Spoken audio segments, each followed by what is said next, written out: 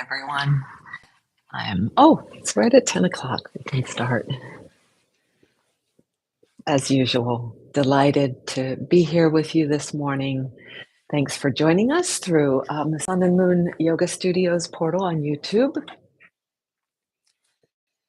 We'll get grounded. We'll visit spaces of emptiness, of solitude, of silence, and all in service of becoming more familiar with the wholeness of ourself. So, thank you for being here with me. If you're here, if you visit later, we're recording on the 28th of July, um, 2024 in the morning, on Sunday morning Eastern Time, but maybe you're joining later. If you're here alive, you could put a chat in the chat if that's available to you. That helps me know you're here, helps for the interaction. And if you're here later, I'd love to hear from you, or even whenever you join, you can leave comments below, and I'd love to hear what your experience is, any questions or comments about your path. It's really helpful to have each other on this path. The work is ultimately our own, up to ourself. It is a independence, but there's also an very much the need for our sangha and support. So speaking of support, make sure you have that in whatever way you need to be comfortable. We try to set up our space for movement, for our practice, for this deep attention to our own consciousness in a way that we can be free of interruption, that we can be most comfortable, that we can have I'm sitting today, choosing to sit on the couch, that we could have. You could choose to be lying down or sitting on a chair, on the floor.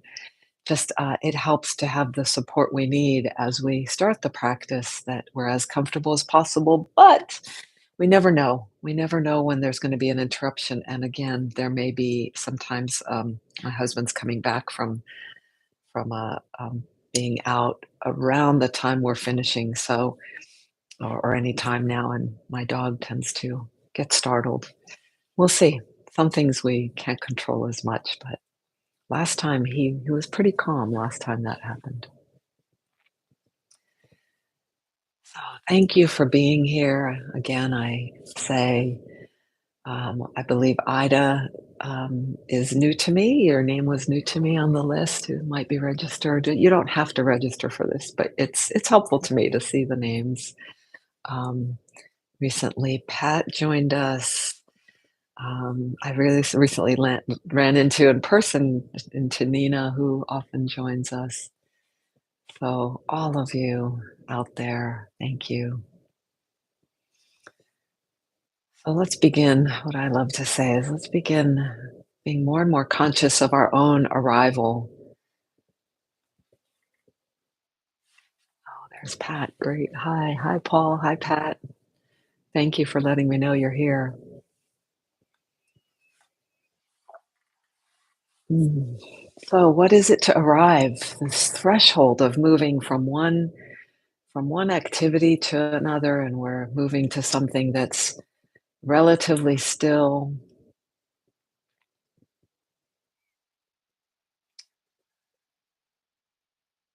And I've had a fairly busy morning. Whatever came before, you might be able to shift how your body feels when you get still. Sometimes there's some resistance to it. It's like the fan that we've turned off is still going. And sometimes it just feels like, I'm home.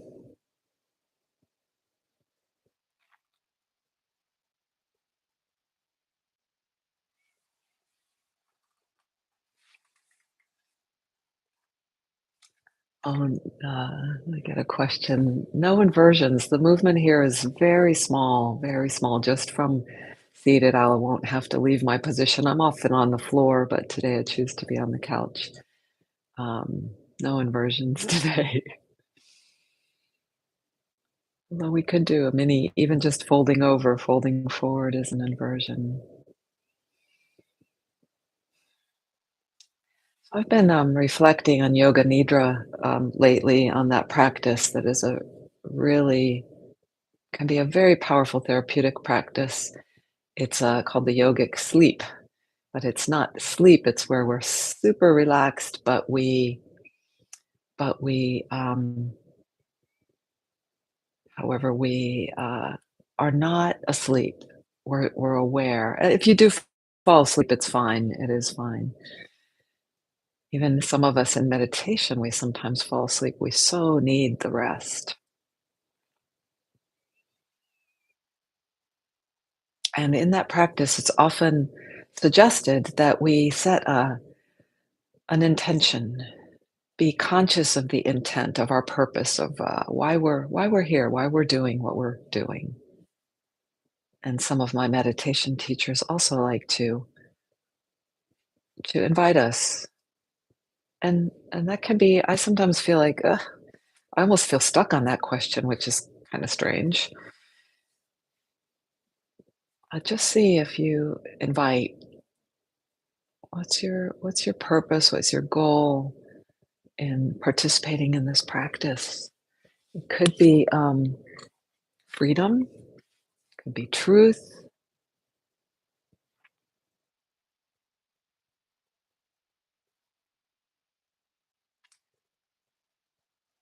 just to have that. It helps to sort of have our roadmap of where we're going.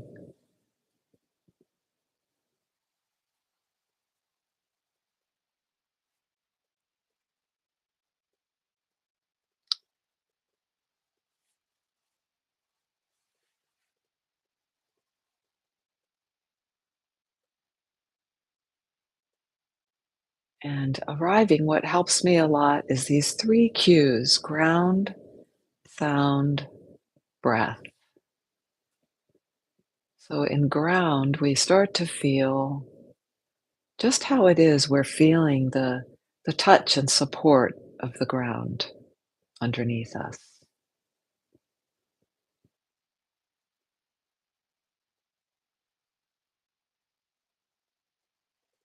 And starting to relax into that, even if you feel like your body's beginning to slouch, just really giving ourselves to gravity. I've often invited people even to just intentionally bow because then we can kind of feel the heaviness if you're seated.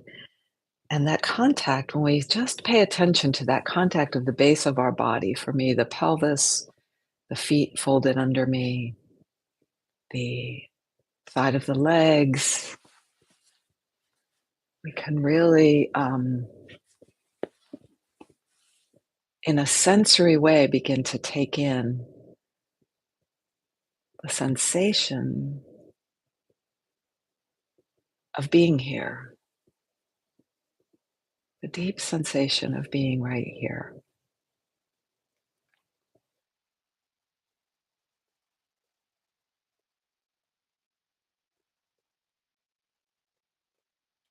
And then if we start to pair that with our breathing and not losing sight of the mass of ourselves, the downward pull of gravity, it can really become our friend actually, rather than fighting against it. Um, and then the levity of breath, the buoyancy, these two forces, the upward lift of levity and the downward pull of gravity, are really working together. And here we're in sort of this mini movement, these tiny adjustments that we're sensing into this grid of gravity.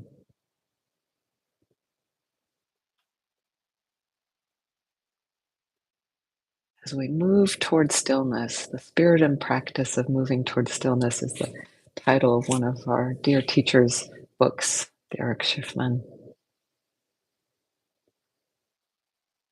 And an image I've been thinking of with the theme I've been thinking of is, as he brings forth in the beginning of his book, is when a top is perfectly spinning, that it looks like it's still, but it's actually can be moving very fast. It needs to be at a certain speed to have that balance.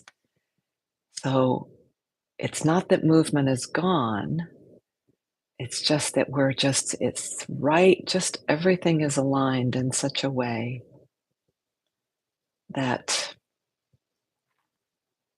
there's the clarity of stillness. And the clarity is one of the uh, sensations that I'm interested in. Clarity of in our mind maps. So ground, breath, and now sound. Fold in sound. And I hope you're hearing me well. We're hoping internet will be good today and my sound is audible.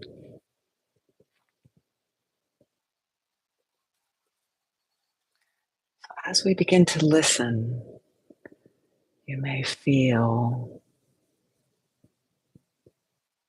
yourself get even more riveted to to the present moment.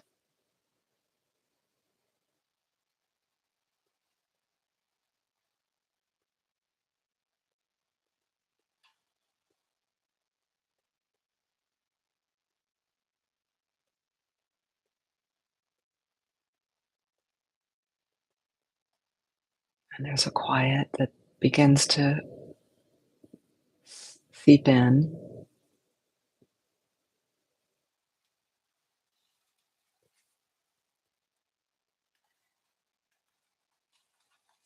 And now for just a little bit of movement.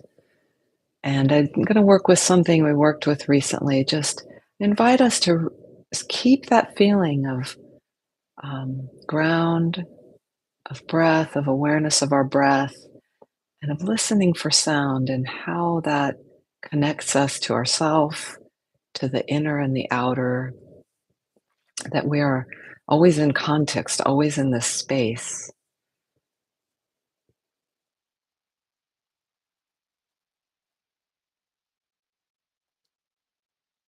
Wherever we are, we're not isolated, even as we may feel alone, even as we may choose solitude, even as I mentioned, there are tasks that we must only achieve alone, many, many of those, but we're always in relationship in context. So I'll choose to twist and just noticing what's happening as you twist, being interested, I think, in some ways to one side and then the other, and just pair this however you like with your breathing, arm movement. Let your gaze and your head go, let everything go at about the evenness. So the eyes could go farther, and we'll get to that, but let everything go about the same as you feel the whole length of your spine. And I started one sentence and forgot where I was. When my body being in my seventh decade gives me a lot of feedback. Maybe when I was younger, this would not be that interesting, but it's very interesting to me now and what I feel in my lower back and my feet. All right, now as we twist, let your head and your eyes, the orbs inside the head, go deeper and to each side. And go just at a pleasantness. You don't have to push, and even as we're inviting this new addition of the head and neck, let everything be sort of going at the same intensity. So for me, the intensity at the lower back gets and middle gets high quick. So I'm gonna let that be less as I add the head and neck. And then you can do this maybe without stopping, is let the head and neck be opposite of the movement of the torso, the upper torso. Whoops. Does that come easily, or is there sort of a brain fart that you have to whoops, I'm missing it this morning too. And just let the arms support you and make the twist interesting. And then staying in the twist, let's let your head go from right to left.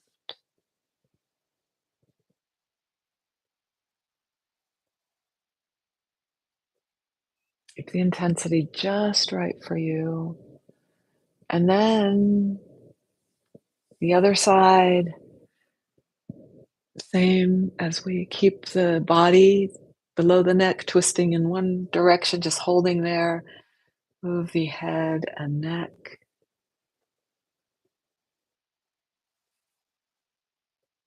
And anywhere you feel you might want to modify this just a bit or stay, feel free, of course. If you are lying down, it's fine. You can do this lying down. And then let's let everything come back together. Everything back together. And it may feel quite different from when we started.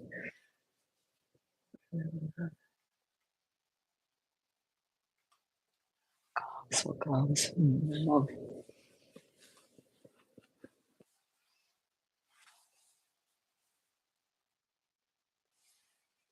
Hmm.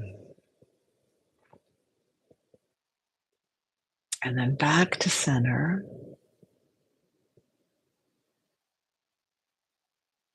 And here, as we pause, just sensing again ground, gravity, and the upward partner levity, buoyancy. Noticing what in your body may feel different, what sensations there are, what textures, what flavors, giving them the, even in our mind, we're always commenting and sort of narrating our experience. It's very natural for it, not always, but much of the time. And so if you were to give a fresh description of what you're feeling now, what would that be? And it can be sort of more general of the whole body's energy. It can be specific.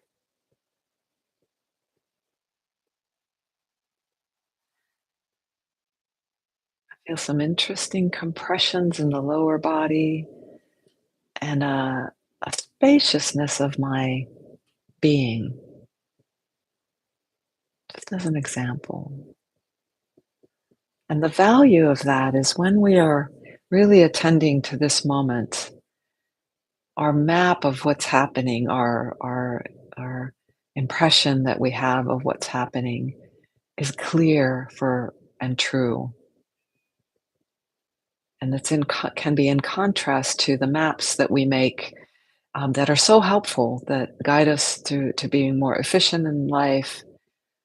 But if they're inaccurate, we can't respond in inaccurate ways. And sometimes with experiences that or patterns that we're interested in meeting and changing that are a part of ourself, but maybe for all our life we've resisted it or we've tried to meet it in a certain way in order to meet it, to change it to be more beneficial for ourselves now, we may need to see clearly. And some often, as the yoga teachings say, um, to do the opposite. So if you want to shift a pattern that's not working, that's not wholesome, then we just simply do the opposite. And I've heard a Buddhist teaching that says do anything different. Just if you want to stop eating chocolate late at night because it keeps you up, this is one of my things, that you catch yourself and maybe instead have raisins or have a cup of tea or something like that, or go for a walk. Do anything different to break up the pattern. So that's so helpful. And so, as often this movement can make us very ready, this attending to our movement in this deep way can make us very ready for the stillness that we'll now enter into for about 8 minutes. And so your position might be perfect for that sit, or you might need to adjust a little bit or a lot.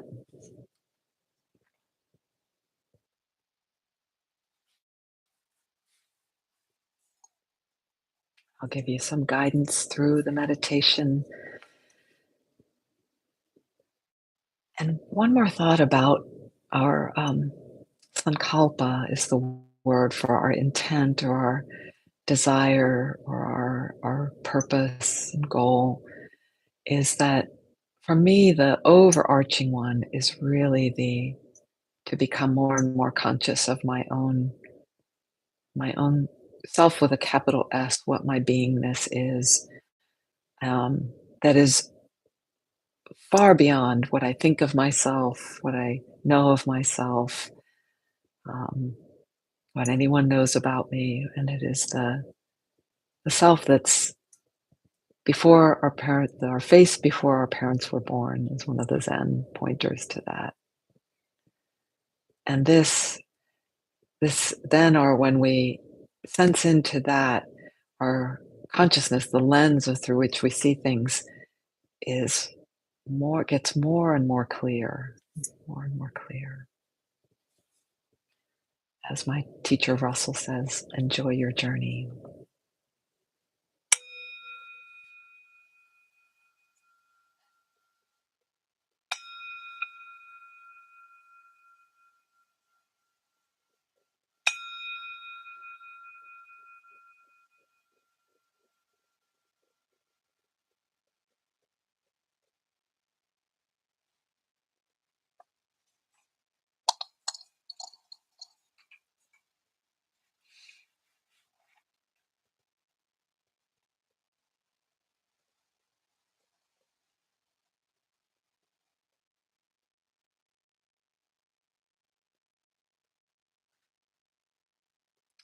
The value of sitting upright is, as I was saying about the yoga nidra, there's a tendency when we're lying down for our mind to get sleepy, for our being to get sleepy. So the upright posture is a little bit like an antenna. It's actively alert.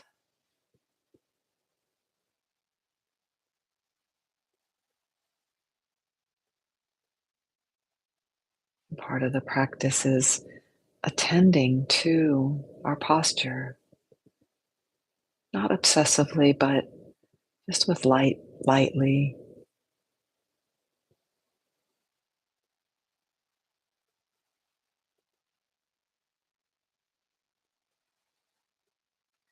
And while we're upright, we can lightly scan our body for staying relaxed through the scalp, the eyes, the jaw, the neck, the shoulders,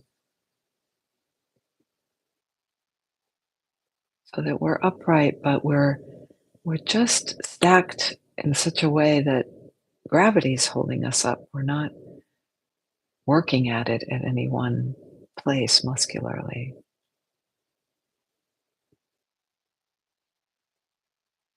not gripping. And this is not always easy to find. There's sometimes I've struggled with this sometimes. And this is where we can add in support if we need, whether it's the leaning back into the chair or blocks or cushions behind us as well as under us. And there's no shame or anything, no judgment in lying down. It just can be a little more challenging to stay alert, relaxedly alert.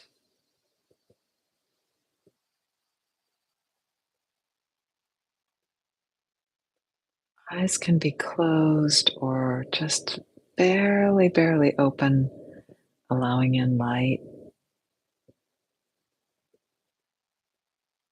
which can also be helpful if there's an element of sleepiness.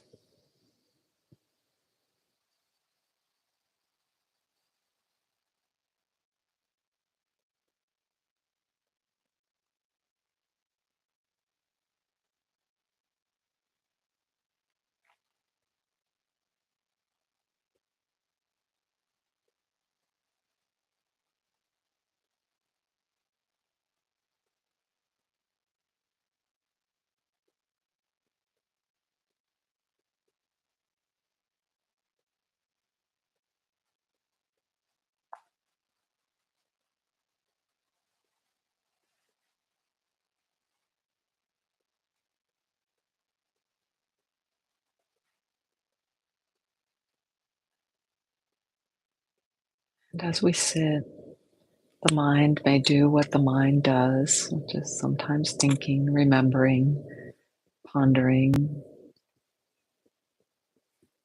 daydreaming.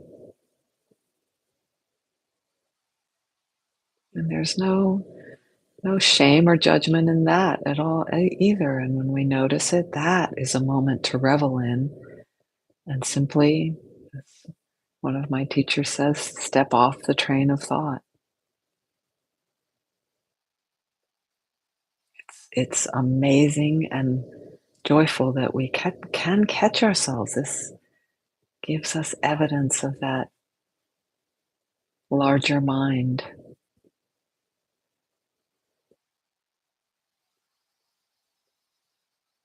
capital A awareness that is always here, never changing.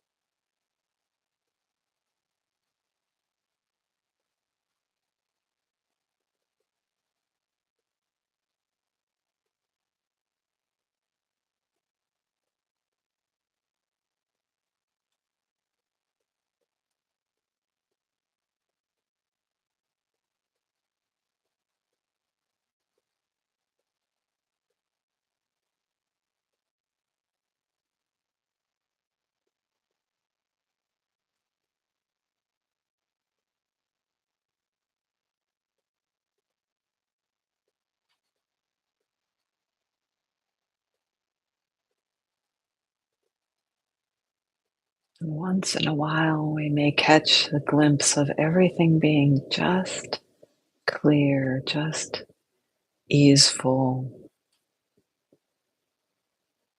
complete.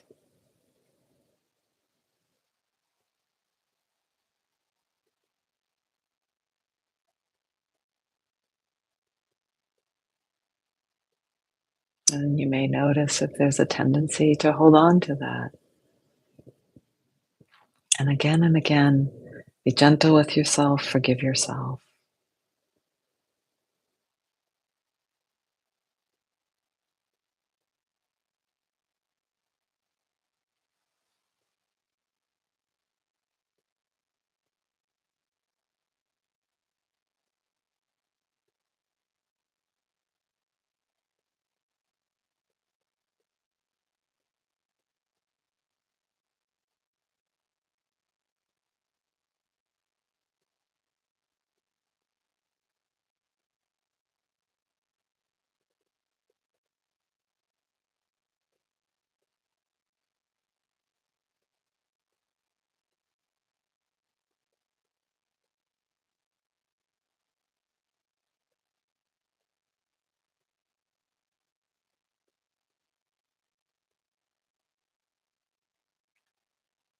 Handful of breaths more together.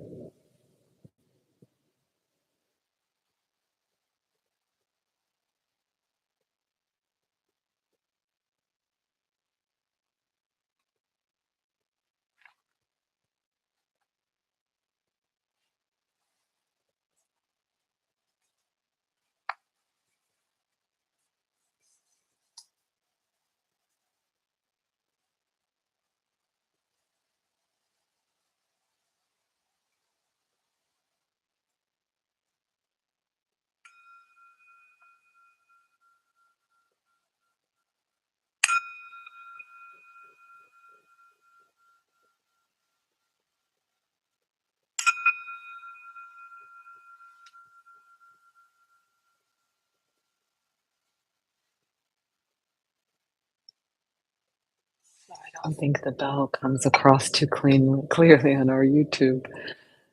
Let's bow and bring our practice to a close. But the bell tone, the clear bell tone, or the cleanly spinning top that looks like it's perfectly still. These are we have this in ourself, this knowing when something is aligned, when it's clear, and these are good instincts to hone like a bullshit detector, right? So, um, this helps us then we can this practice helps us to sense that, and then we can open to pause and see the more, what of what is here. Again, thank you for joining me. Please do check out our offerings on sunandmoonstudio.com.